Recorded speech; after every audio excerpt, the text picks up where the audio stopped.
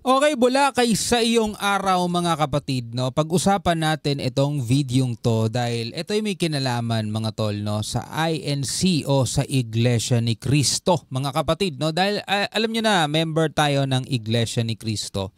At bilang isang member mga tol, masasabi ko sa inyo kung ano ang totoo at kung ano yung kumakalat na mga pekeng balita mga tol, no. Isa-isahin natin 'yan. Depende sa kung ano ang mapapanood natin dito sa videong to mga tol. At alam ko naman na may mga miyembro din na mga kapatid ko sa Iglesia ni Cristo ngayon ang nanonood, viewers natin. Kayo, pwede rin kayo magkomento at patunayan natin sa mga hindi nating kapananampalataya mga tol kung ano ang nasa loob mismo ng INC mga kapatid. Dahil dito sa videong to na panonoorin natin, sabing ganon, mga miyembro ng INC nagsalita na kung sino ang tunay na kakampi at kanino nagagalit ang INC ngayon. Tanong, meron bang kinakampihan at meron bang kinagagalitan ng INC ngayon sa panig ng mga politiko tulad na lamang ng PBBM at ng VP Sara mga kapatid yan. Isa-isay natin yung sagutin mamaya mga kapatid at isa-isa natin yung bigyan ng personal opinion at reaction natin.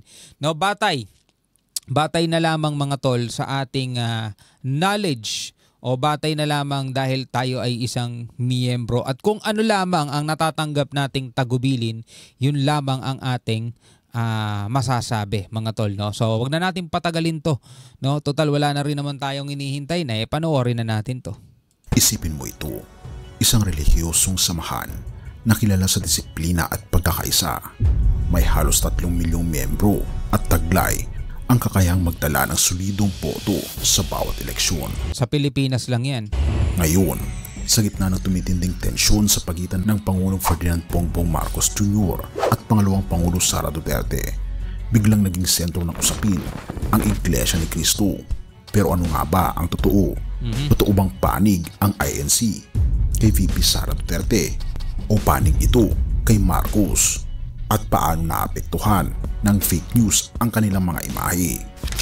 Alam niyo mga tol, no, ang VP at ang PBBM ay parehong sinuportahan naming mga kaanib sa Iglesia ni Cristo batay, no, sa pagsunod sa pamamahala ng Iglesia ni Cristo mga kapatid, no. Kasi sila ang dalawa ang napagpasyahang tulungan, suportahan mga tol, no. So ang sa amin lang mga kapatid, no, ang sa Iglesia ni Cristo mga tol ay hindi namin kailangan pumili sa kanila, lalo na ngayong nagkakagulo sila, di ba? Nag-aaway sila.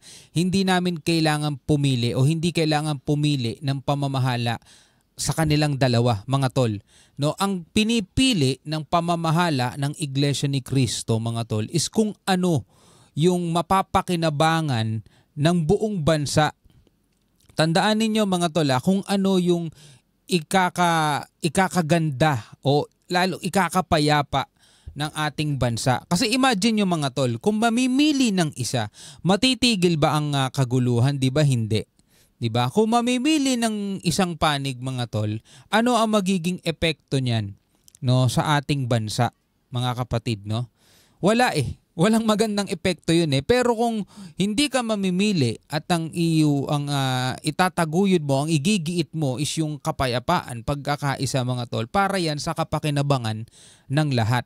Kaya kung ang tanong, sino ang pinipiling suportahan dito ng INC, malinaw na wala.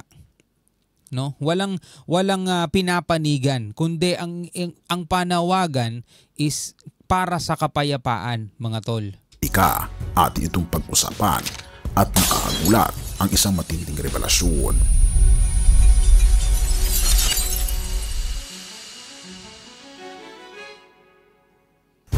Unahin natin ang tanong na ito. Totoo bang binabayaran ang INC para suportahan ang administrasyon na katulad ng sinasabi ng ilang DDS influencers na sinasabing binabayaran daw ang INC at P2? Nagalit ang ilang INC members maging ang mga pamunuan dahil binabanggit ng vlogger na ito. Ito si Jason sa mga tol. Basahin muna natin Kalat na kalat ngayon sa ginanap na Malacanang Fellowship. No, ipinagyabang umano ni Mrs. Lisa Marcos sa mga bisitang Congress people na kayang-kaya niyang bayaran ang Iglesia ni Cristo, INC, para wag nang ituloy ang nakatakdang rally versus impeachment. Wow, heavy naman, Tiang Lisa. Is this true? So may tanong naman siya, is this true? Totoo ba ito, mga tol? Siguro itong post niya, mga tol, is parang kung matitrigger ka, di ba? Kung makakapagpa-trigger sa'yo, mga tol, trap yun eh. Trap yung yung post na to eh. Pero ito lang ang masasabi ko sa inyo, mga tol. Hindi ko alam kung sa ibang relihiyon kung nababayaran sila. Pero alam nyo ba kung bakit matunog ang pangalan ng INC? No? Matunog at nirerespeto ng mga politiko, mga tol. At tila baga ingat na ingat ang kahit na sinong mga politiko pag ang usapan Iglesia ni Cristo, mga tol. Kaya mapapresidente man yan, vice president o senador o congressman, mga tol, kahit na sino hanggang sa barangay tanod, mga tol, kung tumatakbo man yun, barangay captain. Alam nyo ba kung bakit parang ilag na ilag sila? Kasi wala silang magagamit na, binayaran kita kaya dapat sumunod ka sa akin, di ba? Wala silang magagamit na ganun, mga tol, sa INC. Kasi ang INC, never yan tatanggap ng kahit na anumang bagay mula sa labas ng iglesia, mga tol. Lahat ng ginagamit ng INC, gasto sa pagpapatayo ng mga gusaling sambahan, sa pagtulong sa mamamayan, sa pagpapatayo ng lahat ng establishment, binabayad sa TV station, sa radio station. Lahat ng gastos sa INC, mga tol, ay galing yan, mga kapatid, sa lahat ng mga miyembro. Lahat galing yan sa handog ng iglesia. Lahat yan, mga tol. Never nang hingi ang Iglesia ni Cristo ng kahit na magkano o kahit na 5 duleng, kahit na 5, mga tol, sa labas. Hindi nagsusulisit, hindi humihingi ng kahit na ano, lalong-lalo na sa politika. Bakit mo ihahandog sa Panginoong Diyos ang perang galing sa madumi? Bakit ko sinasabing galing sa madumi, mga tol? Alam naman natin kung gaano katindi ang korupsyon, mga tol, dito sa politika, di ba? Kaya yan ang dahilan kung bakit, mga tol, ilag na ilag ang kahit na sino mang politiko kapag ang iglesia na ang nanawagan at nagsalita. Alam yan ng iba, alam yan ng napakaraming tao, mga tol. Diba? O kaya nga kapag INC ang nagsalita, mga tol, tila baga wala silang magawa, hindi sumang-ayon na lang eh. Kasi bakit? Mga tol, kasi wala silang maaano sa INC, wala silang maisusumbat o wala silang mababanggit na kung ano mang kasiraan dahil kailanman hindi sa kanila tumanggap ng kahit magkano ang Iglesia ni Cristo. Lalapit ka, depende sa INC kung susuportahan ka o hindi. Mga tol, no? Tuloy natin to. Na binabayaran daw ang INC. Ang ganitong akusasyon ay isang mabigat na paratang. At yung mga fake news, mga tol, as if naman na may pakialam ang INC dyan, mga tol. Diba? Walang pakialam ang INC kung gusto nilang magpakalat ng fake news, mga tol.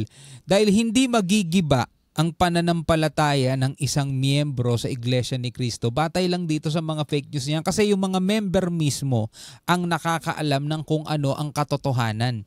Diba? Paano masisira nila ang member na tumiwalag o magiba ang INC dahil sa mga fake news nila? Walang pakialam ang INC. Walang pakialam ang INC doon, mga tol.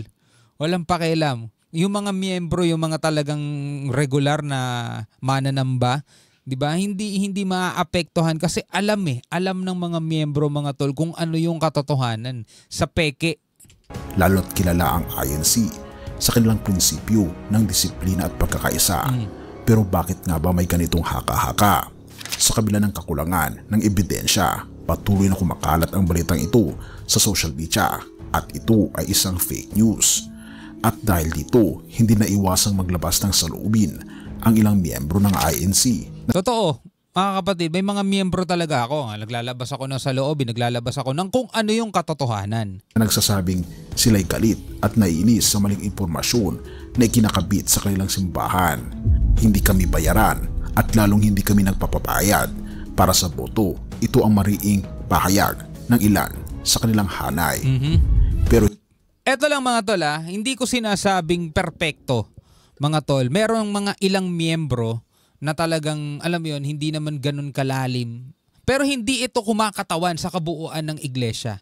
Kasi baka may magsabi, yung kaibigan ko iglesia siya pero kumakain siya ng dinuguan. Well, nasa sa kanya yun mga tol, hindi yun para sa kabuuan ng iglesia. Meron akong kaibigan na INC, tumatanggap din siya ng bayad sa mga botohan. Siya yun. Hindi yun kumakatawan sa buong iglesia. Kaya nga dito sa iglesia may pagtitiwalag . Bakit natitiwalag? Kapag hindi sumusunod mga tol, kapag hindi ginagawa yung dapat na gawin bilang isang matinong Kristiyano. Pero hindi lang ito isang chismis na ikinabit sa pangalan ng INC. Kamakailan, kumalat din ang balita na na-stroke daw si House Speaker Martin Romualdez na kilalang kaalyado ni Pangulong Marcos. Walang kumpirmasyon mula sa mga malapit kay Romualdez, ngunit mabilis na pinaghawakan ito ng mga kritiko ng administrasyon. Isa lamang itong halimbawa ng malisyosong taktika na naglalayong pahinain ang imahe ng mga Marcos sa gitna ng patuloy na iringan sa ating administrasyon at ng oposisyon. Therefore, sa gitna ng mga akusasyong ito, malinaw na may kampanya ng fake news na naglalayong paghiwalayin ang mga puwersang nakapalibot kay Marcos. Alam niyo kung bakit merong fake news mga tol? Yung mga gumagawa ng fake news, alam nila mga tol na napakaraming mga Pilipino kasi ang mababa ang comprehension, mababa ang reading comprehension, mababa rin yung listening comprehension at mababaw talaga as in. Kaya madali nilang nauuto, madali nilang napapaniwala. Minsan nga nauuna pa yung reaction yung pagre-react bago yung kabuuan ng pinapanood nila o pinapakinggan nila. Ngayon, balik tayo sa INC. Ano nga ba ang posisyon nila? Sa gitna ng gulo sa pagitan ng Marcos at Duterte camps, ang INC ay nanatiling tahimik, pinipili ang isang posisyon ng kapayapaan sa pamamagitan ng kanilang channel sa Net25. Inihayag nila ang suporta sa panawagan ng Pangulo laban sa impeachment case kay VP Sara Duterte. Pero sa kabila ng pahayag na ito, nananatiling neutral ang tono nila. Sinasabi nila, hindi sila papabor sa anumang kaguluhan mula sa magkabilang panig. Ako mga kapatid, personally, hindi pa man to ibinabalita about sa pahayag ng INC. Ako personally, batay lang sa pagre-reaction video natin, hindi ako pabor doon sa impeachment kasi ginagawa siyang political revenge. No, hindi talaga siya as in para sa bayan o legit o genuine kung tawagin.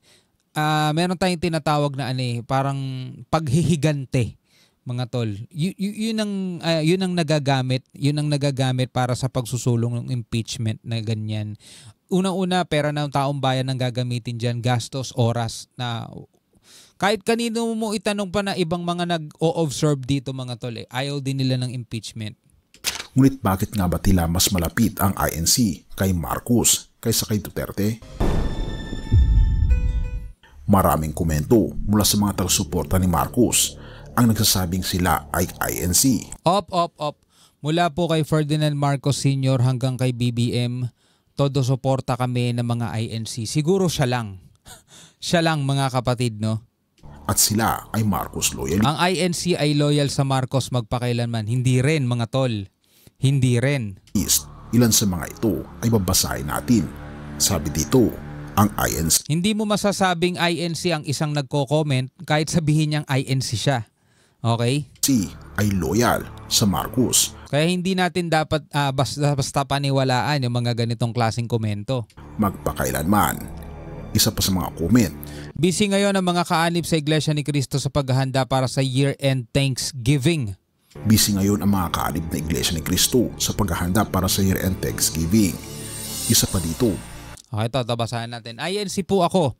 Di po nangyayari na magrarally kami para lang sa isang politiko. Di po kami nagpapagamit sa isang politiko kahit kailan. Nagrarally lang kami laban sa gobyerno kapag ginigipit na po ang INC tulad noon sa administrasyon ni Pinoy. Pero para sa isang politiko na palamura, hindi po kami magpapagamit dyan. Mahigpit po ang aming pamamahala na sumunod sa pamunuan at gobyerno dahil sa ito'y nakasulat sa Roma 13:15. Ang aming pinaghahandaan sa ngayon ay ang aming nalalapit na pasasalamat, at kapag may palibot-liham po sa amin ay hindi po ipinadadaan sa Net25.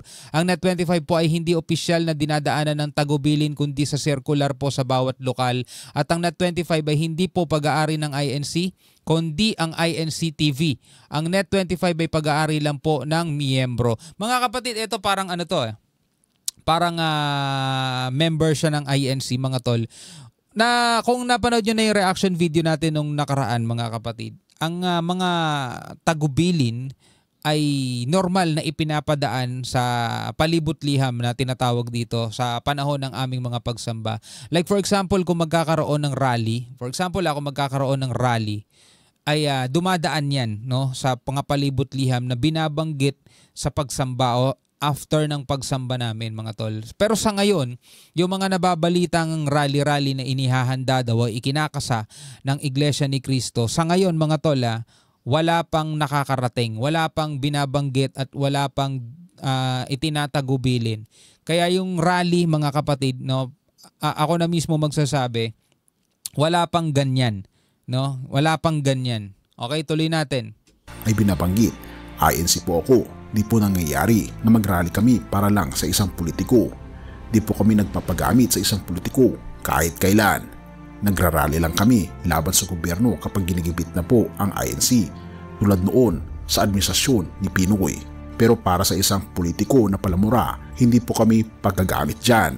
Mahigpit po ang aming pamamahala na sumunod sa pamunuan at gobyerno, dahil sa ito'y nakasulat sa Roma 13 verse 1-5. Ang aming pinaghahandaan sa ngayon ay ang aming nalalapit na pasasalamat, at kapag may palibot-liham pa sa amin ay hindi po ipinapadaan sa Net25. Ang Net25 po ay hindi opisyal na dinadaanan ng tagubilin kundi na circular po sa bawat lokal, at ang Net25 ay hindi po pagmamay-ari ng INC kundi ang INC TV. Ang Net25 ay pag-aari lang po ng miyembro, at ito ang binabanggit na isang napakalaging revelasyon, mga kaibigan, na hindi raw sila sumusuporta sa isang taong palamura. Alam nyo na, mga kaibigan, kung sino ito. Kaya naman sinasabi nila na sila ay hindi sumusuporta sa mga Duterte, kundi sila ay sumusuporta kay Pangulong Marcos. Wala rin naman nabanggit na gano'n na sumusuporta ang INC sa Pangulong Marcos. Ito'y sumusuporta sa gobyerno, mga tol, no? Gobyerno. Balikan natin ulit. Kay Pangulong Marcos. Kasasamba lang namin kaninang umaga, walang rally na magaganap. Yun nga yung sinasabi ko kanina, walang tagubilin. Pa ng isang miyembro rin ng INC. Isa pa dito, walang rally na gagawin ng INC. Thanks, sabi mga kaibigan ng isa. At isa pa dito, mula po kay Ferdinand Marcos Sr. hanggang kay PBBM, todo suporta kami ng mga INC. Kaya makikita natin, mga kaibigan, isang fake news na naman na binabanggit na ang INC ay suportado kay VP Sara Duterte, dahil napakalinaw ng kanilang sinasabi, mga kaibigan. Kamakailan lamang ipinahayag ni Marcos ang kanyang paghanga sa liderato ni Manalo kasabay ng deklarasyon ng isang holiday para sa 111th anniversary ng INC. Hindi ba't malinaw na may malalim na respeto at koneksyon si Marcos sa INC? Pero ang tanong, bakit tila ang DDS ay nagiging mas agresibo sa kanilang mga paratang laban sa INC? Ang sagot ay malinaw. Ang pagkakaibigan ng INC kay Marcos ay isang malaking pwersa na maaaring magdulot ng problema sa sinumang kalaban ng Pangulo. Kaya't ang nagpapakalat ng fake news tulad ng akusasyong bayaran ang iglesia ay isang desperadong hakbang. Therefore, hindi na nakapagtataka na ang INC ay nagpakita ng galit sa ganitong uri ng paninira. Sa kanilang pananaw, ang ganitong akusasyon ay hindi lamang sumisira sa kanilang imahe bilang isang relihiyosong samahan, kundi nagpapakita rin ng kawalan ng respeto sa kanilang paninindigan at prinsipyo. Sa kabila ng mga fake news at intriga, ang Iglesia ni Cristo ay nanatiling isang haligi ng pagkakaisa sa gitna ng politika ng bansa. Galit man sila sa mga maling akusasyon, patuloy silang nagiging ehemplo ng disiplina at prinsipyo. At sa labanang ito ng dalawang higante, sino nga ba ang tunay na panalo? Ang sagot ay malinaw. Ang nagtataguyod ng kapayapaan at pagkakaisa, ang tunay na mahal ng INC, at walang iba kundi sa Pangulong Bongbong Marcos Jr. kawit. Batagan mga kapatid, dumalaw man, puntahan man ng Duterte, pamilya Duterte, dating Pangulong Duterte, mga tol, ang kapatid na Eduardo Manalo, tatanggapin naman sila ng maayos.